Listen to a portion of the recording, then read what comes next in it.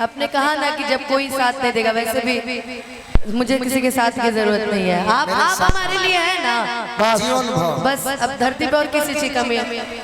भोला भैया भी साथ है, असगर भैया जैसे देखिए छोटू मोटू से आदमी भी साथ है। अरे भाई कहाँ है को दिन मटन खिया तेरे कुर्बानी में नहीं क्यों लेगा कहियो तो नहीं घर खिया ये लोग घी डाले ला घी। बाप रे बाप, पहला शिकायत छोड़ो ना वाह अनुपमा एगो कह दो तो कोनो बा एकर एगो फरमाइश बैठे पूरा कर दो।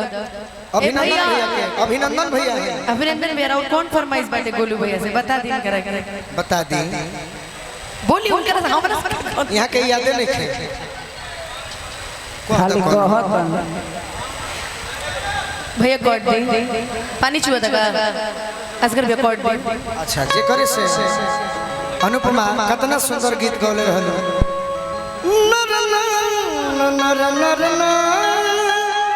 आप गा दिए, आप एक लाइन आप फिर से शुरू कर दीजिए। इसका जवाब आप अच्छा दिए थे ना सटीक जवाब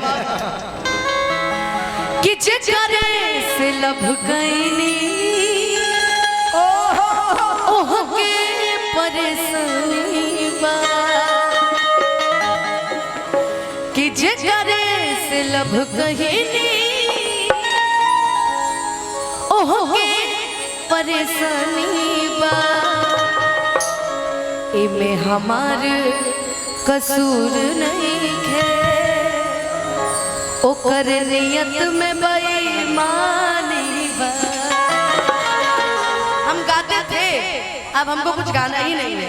आपको मैं रुलाना नहीं चाहता लेकिन आपके लिए अब हम रोएंगे ही नहीं। आपके लिए गीत है, गाइए। एक दिन कहोगे का बाबा जे करे से लभ गइलू ओ करे से परेशानी बा ऐ सनमई करम तारो लागे खानदानी बा। एगो गीत तारे के सुनाई अनुपमा, दुगोला तो होते बा साथ में गीत संगीत होता, लेकिन एगो गीत देखो हमारे क्वेश्चन बा तू कह बहुत शायद जीवन में सीरियस प्रेम तोहरो भइल होई हमरो भइल बा तू जानो तो बाड़ू, लेकिन धोखा मिलला के बाद सब हम दोनों एक दूसरे का जानते हैं। हां देख दिन कहबो कि ना